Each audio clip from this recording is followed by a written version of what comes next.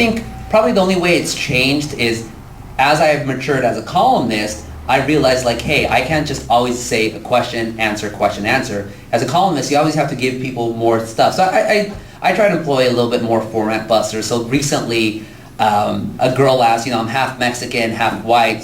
People always say, what are you? What should I call myself? And so I told my readers, if you're half Mexican and half something else, I want to know what you call yourselves. So I got all these submissions, everything from, my favorite one still remains, half Irish, half Mexican is a leprechaun, half leprechaun, half Chicano. I got, half Hawaiian, half Mexican, they call themselves a jalapena, half jalapeno, half pineapple, half Polish, half Mexican, a Polaco taco. Like, it was just lovely. And so all I did was just publish all those responses. And I got a lot of great feedback from it. So that's probably in the way that I've changed. Just, I realized you can always give the same answers again and again and again. You just have to vary it up. And you're not blogging though. You know what's funny about blogging? I started blogging back in 2001, before blogging really, really took off. And it was just a personal blog, and I just, it's still up there actually. I've never taken it down. It was called A Week in the Life of Gustavo, and I would just blog about my personal life and just blog a couple of issues. And I stopped the blog in early 2004, right when blogging started going into the mainstream. And I reached my end with what I could do with a blog. As me personally, I'm like, okay, I'm done with it. I don't need to go at it. With doing a column, it's two questions a week, every week, leave it at that. It's not my entire career. I have other things I have to deal with. The only blogging that I do now is for the OC Weekly, and it's just on news stories or, just if there's something that I want to make a comment, 200-word comment on, just leave it at that. I love blogging. I mean, I loved blogging when I was doing it, but for me, it's not the journalism that I want to do. It's not what I've always aspired to, just starting a blog. No, I want to do 5,000-word narrative features on that, and putting it on the internet. It's great because the internet has so many capabilities or so much potential of doing all these links. And online, when I've done my investigative stories, we put documents on, we've put interviews. It's great and all that, but as a blog, it's like, nah. Maybe in the future, who knows? You never know what could happen in life.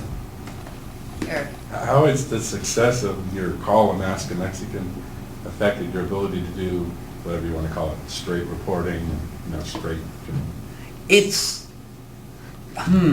It really hasn't impacted it as much as people would think about it. I do go to some places now and people go up, you're Ask a Mexican. I always, when I was growing up, I always said that, my life story was Annie Hall. And so you'll remember the part where, Albie Singer's standing in line and some mook goes up to him and says, hey, you're Albie Singer. That's what happens to me a lot, unfortunately. But, in doing investigative stuff, me being me, it's not going to stop me from, calling people, doing investigations, so forth. The only thing that has been a hindrance is going on book tour. I obviously have to leave Orange County, so I can't be in the area doing as much of the investigative stuff that I was. I was at the University of Memphis. I had to do my cover story, a recent cover story that I did on the Catholic Church. I had to do it from a Holiday Inn in Memphis, away from all the documents. Before I left on that trip, I basically spent 5 hours getting all the documents together and just writing everything possible. I guess I could have made copies of it, and I'm just realizing that right now. But, that's probably been the hardest part of doing that. And then also as a food critic, that's always hard too, because you go into these restaurants, sometimes people know who you are. Hey, here, have some free food and all that. I can't accept free food. I can't. Other questions? Let's go here. Since you've been talking so much about the Irish, I think it would be appropriate to throw in a little story. My father, when he was teaching at Smith College, used to get teased by his students who would say, Mr. Johnston, will you show us a leprechaun? And he said, yes, I will. Certainly, I will show you a leprechaun if you will show me a cowboy. And they were most surprised at the notion that maybe cowboys are as much a myth as leprechauns. Exactly. Well, it's always interesting just with ethnic groups. You associate certain parts of their culture, then you just blow it beyond proportion. And the leprechaun, oh yeah, the leprechauns are all Irish. With Mexicans, it would be, what would it be? Gosh, nowadays it's the day laborer, I guess. But historically, it's been always a bandito character, as epitomized in Treasure of Sierra Madre, or to a more humorous extent, Speedy Gonzales in Warner Brother cartoons. So, question. Yeah, I should forgot what it was going to be. Oh, you mentioned 2 book deals, so you've got one done. You can share any thoughts on what the next one may be about? Definitely. You have to shamelessly shill all the time. My second book, I'm actually writing it right now. It's half history of Orange County, half memoir of my family's 4 generations in Orange County. I said my mom's a legal immigrant. That's technically true, but we have an interesting history in Orange County. My great-grandpa migrated to Orange County in the early 1900s to pick the oranges in Anaheim at the time.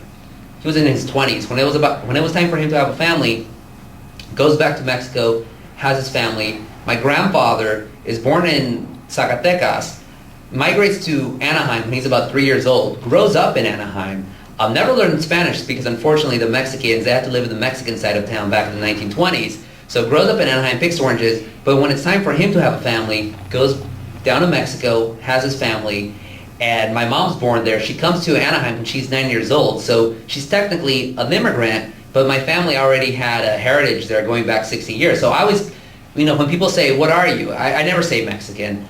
Sometimes I say nerd, but usually I say I'm a first-generation American, but I'm a fourth-generation Naranjero, fourth-generation orange picker. Because I really think, that accurately states my heritage more than anything, because my heritage, it really is Orange County. That's where I grew up, that's where my family grew up, and my family really was orange pickers. My great-grandpa was an orange picker, my grandpa was an orange picker, my mom, actually my grandpa from my dad's side, he was also an orange picker as well. My mom, she had to drop out of school in 9th grade in Anaheim so she could pick strawberries, and then ended up working at the old Hunts Weston tomato canning factory in Fullerton, and now I'm a journalist. So I want to tell my family story also, just what's one of the great cliches in America, the coming-of-age tale, the immigrant novel, but it's a cliche for a particular reason, because we always forget that immigrants, they really do assimilate. So that's what I'm trying to tell with my family, or sort of the memoir part of the story. And then with the Orange County part, there's never really been a serious history written about Orange County. And Orange County, it's always played this interesting role in the American imagination, whether you want to talk about Disneyland or, wacky Republicans, to even religion as well. I mean, probably one of the most unspoken parts about Orange County's heritage is the role of evangelical Christians in Orange County and the way it's spread across the country. I mean, some of the biggest churches in America are from Orange County. Other questions? Another one right here. Who are your biggest critics who dislike you the most? I call them PC pendejos. Politically correct pendejos. I would say those... I don't speak Spanish, but I know what the second... You know what pendejo is, yeah. Well, PC, that's English, ingles. I would say probably the biggest critics, they meet at the opposite sides of the political spectrum. It would be those really real-life racists who say you're just an apologist for Mexicans, you're a bunch of worthless, brown cockroaches. I get those emails. And then the other side would be, oh, you're just a sellout, you're a whore for the white man, you're the Paris Hilton of the Latino journalism world, you're just a complete sellout, you're a disgrace to your race. And I probably get them in equal numbers. So those are the biggest critics of it. But it doesn't affect what you do. No, I mean, it's fun. I mean, the fact that I have this guy, he's been sending me an email a week for the past 2 years, always about the latest column. You fucking Mexican, how dare you? But he keeps reading it, and I mean, I know he keeps reading it because he's citing the latest column. I sent him a free book. I said, you're such a devoted fan, I'm going to send you an autographed copy of the book. Send me your address. He's from St. Louis, Missouri. The column comes nowhere close to St. Louis, but he reads it. That's all I care about. If people read the column, I don't care what their opinions are of it. If they don't like it, I'll have a discussion about it to a certain extent, but as long as they read it, that's fine. I always tell people, if you really don't like the column, the worst thing you could do is not tell me, because then I assume that no one's reading it. Then, as most journalists, we start getting all paranoid and we are insecure, and then we turn to the bottle. Or maybe I shouldn't have said that. Do you see your readers and the questions you get, are you having an impact? Are the questions better, smarter, more informed? There's so many great questions out there. I have the archives that I have for questions I haven't answered yet. It's 201 pages.